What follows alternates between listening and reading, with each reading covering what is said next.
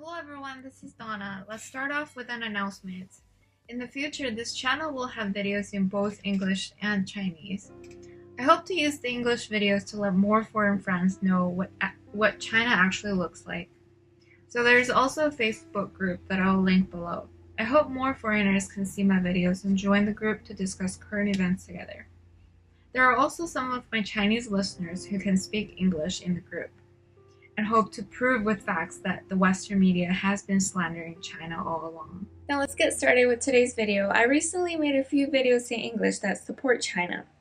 And in the comment sections, I found a voice. No matter how much I say that China is not what you imagined or heard about in the news, you don't know about certain things. These foreigners and these China haters often attack me by saying that Chinese people have walls.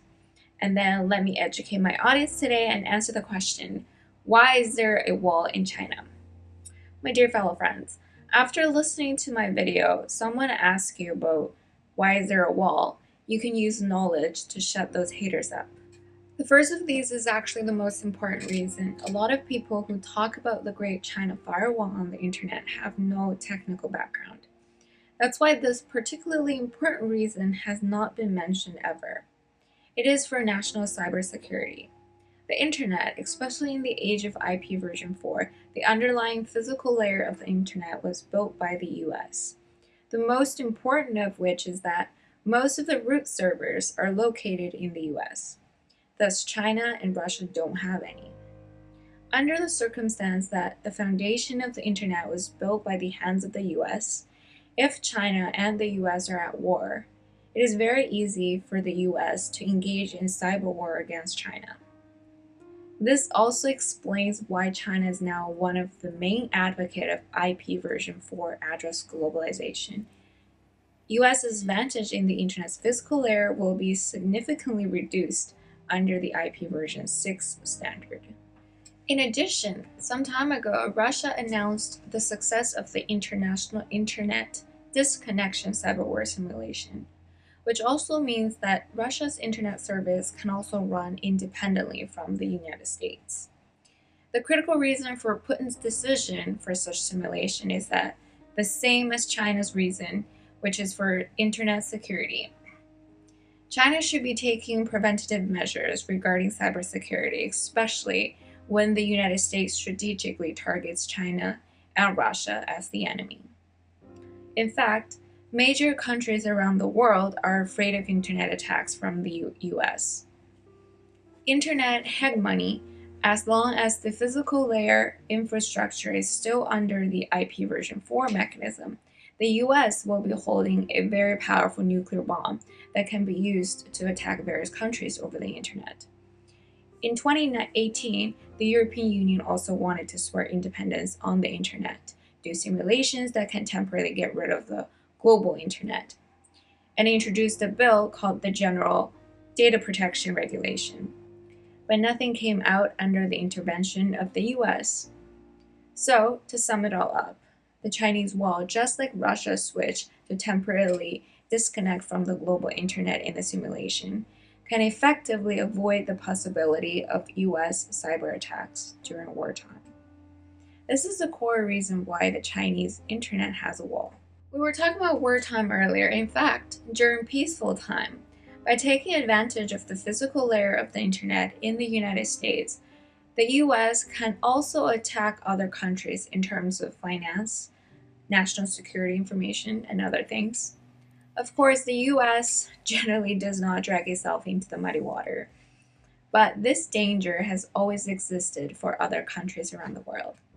It has always been like a sword dangling over the heads of the other countries and ready to be dropped. Secondly, I see this a lot. The Chinese netizens, especially the ruthless Chinese haters, who say that the Chinese wall is to protect domestic internet companies. They say that it is a protective measure in government intervention. If it is not for today's video, I really don't want to bother with a false accusation.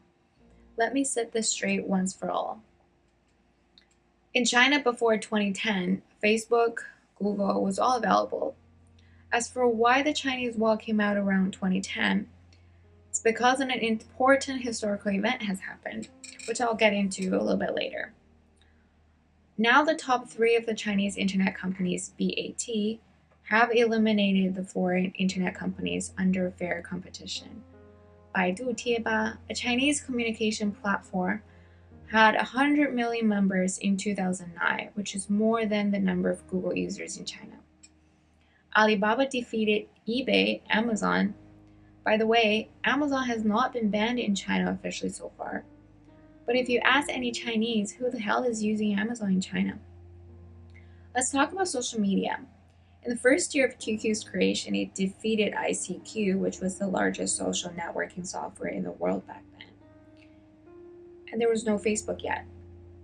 For those of you that keep thinking Facebook can beat Tencent if Facebook is allowed in China, if you don't even know about these facts, then stop your bullshit.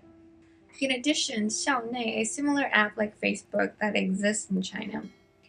Is there anybody using it nowadays? I doubt it. It's not because these big international companies are not good. Instead, Chinese companies are too good due to the enormous competition in the Chinese internet industry, which is really beyond your imagination. Regarding those who say that the Chinese internet loves plagiarism, which I don't want to get into in this video today, but I'll tell you what. Search online for Mark Zuckerberg's interview from 2014 up to the present day. He said that Facebook has to learn this and that of WeChat, which is the most popular social app in China. Zuckerberg had invoked that China has surpassed US in the internet applications, that the US government must find a way to prevent it from affecting our financial and public opinion war. If you're still dreaming of the invincibility of the United States, I sincerely invite you to come to China to take a look for yourself and experience China's mobile internet. I ensure that you and all the foreigners who have come to China will feel like that you have stepped into the future. The existence of the Chinese wall is essentially for the purpose of speech blocking and internet sovereignty. But under the effect of this wall, the Chinese internet has indeed stepped out of the ordinary and proved that the sky's the limit. We must admit that there is also an important reason for China to have overtaken the mobile internet. Everyone who has been to North America will have the feeling that the mobile applications are too weak, features are too simple, and everyone is still in the PC internet era. I saw Americans who want to search for good restaurants to go to still use the web version of Yelp to check for reviews. This kind of usage scenario was the level of China 10 years ago. And the Yelp website only has store reviews. In a similar Chinese app called 大众点评, you can do things like looking up restaurant reviews, recommendations, Groupon purchases, and express payment, and etc. There is also the existence of a super app called WeChat that you can embed a whole set of comprehensive features into. When a new market opportunity emerges, often large companies will compete with the new and smaller companies. These larger companies will use their financial advantages to subsidize the consumers in order to gain market share. Then these smaller companies either give up or get acquired. The top companies have major market shares in China. And behind the smaller unicorn companies, there are these large enterprises. That's a unique market characteristic of the internet industry in China. From the average user's perspective, it is actually a good thing because we can effectively and efficiently get whatever you want done online. Because of the fact that a few large internet enterprises have so much data on multiple dimensions of information about us. That's why the green health QR code is able to appear in a country like China. Since you need so much information from so many sources to implement such a thing. Behind all this is China's big data. For those of you anti-Chinese people and haters, please just zip it. The green QR code had effectively controlled and contained the coronavirus, and that the Chinese National Epidemic Defense contributed a lot of its success to it. Speaking of privacy, let me ask you, do you know Assange and Snowden? So that is to say, under the indirect influence of the Great China Wall, China invented a new mobile internet era. Let's call this the development of the internet with Chinese characteristics. Everyone knows that in recent years, our government has been talking about the Internet Plus, meaning upgrading traditional industries with the internet. So why could China implement the internet to these traditional industries? Or why does China need the Internet Plus model? China is now in the fast lane, and we have directly skipped the credit card era for payment. We have standardized the industry for online to offline services. We also have dominated the world in logistics. The technological advances in logistics is the closest thing to the era of IoT. It can be concluded that the existence of the Chinese wall has accelerated the advancement of various industries in China.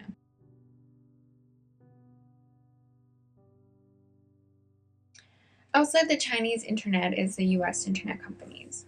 China and the United States each own half of the world's top 10 internet companies. The senior European internet practitioners I have connected with before have said that because Europe has no internet wall and no large companies in internet industry, it has led to the cessation of their European development.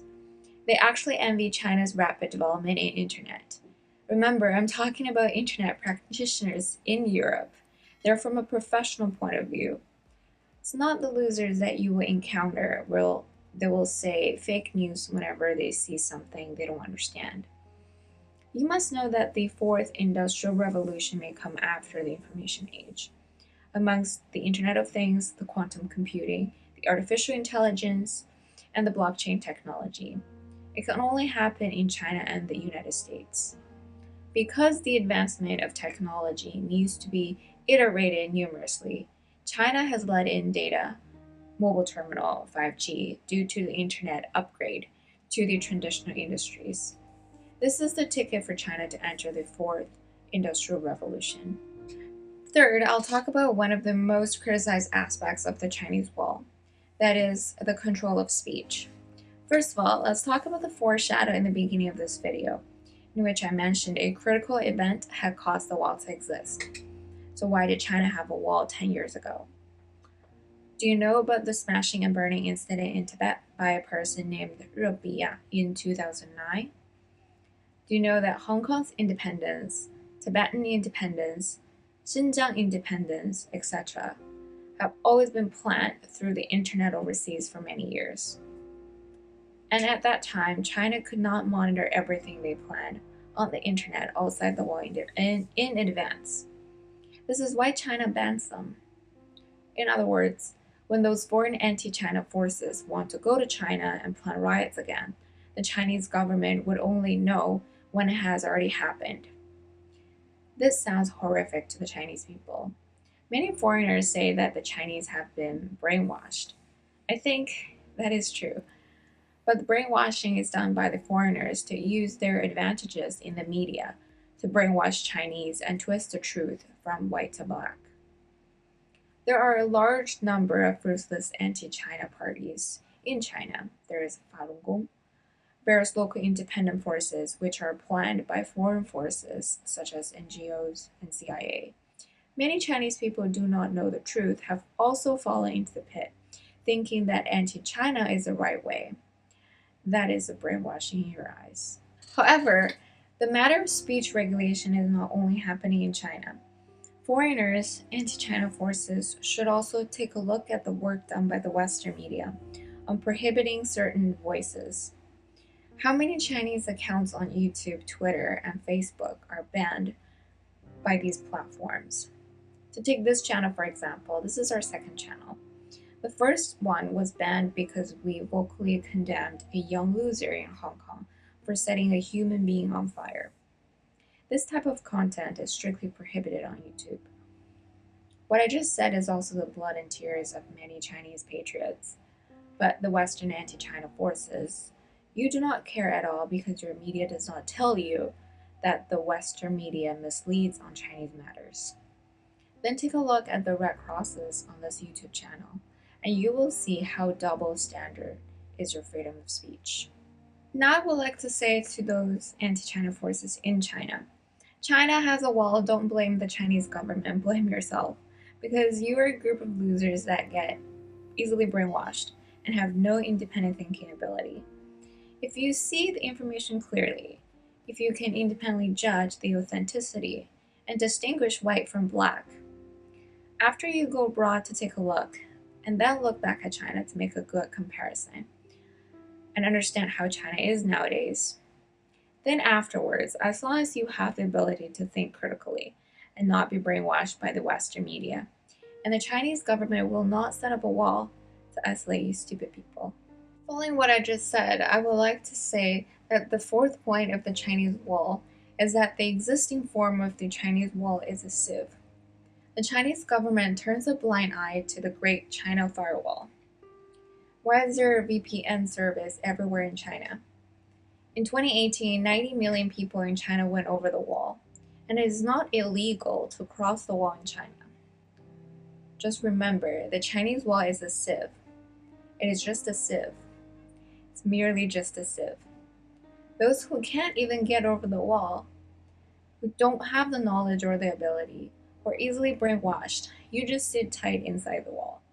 Don't let the anti-China forces in the Western media over the wall brainwash you. There are many young people like me who get over the wall every day. We have studied or worked abroad and have an international view and perspective. Although we haven't really traveled thousands of miles, but we definitely have a better worldview than the frogs at the bottom of the well in Taiwan, Hong Kong's angry youth, and those entitled rednecks who are Trump's biggest fan. We get over the wall, and you think the anti-China forces can brainwash us? I want to say to those anti-China political opinion leaders and the media who lack knowledge, logic, and ability to think critically, you guys should be careful and don't be brainwashed by the younger generation of China is what you should be worried about. So that's it for today's video. You know what to do if you enjoyed the content. See you next time.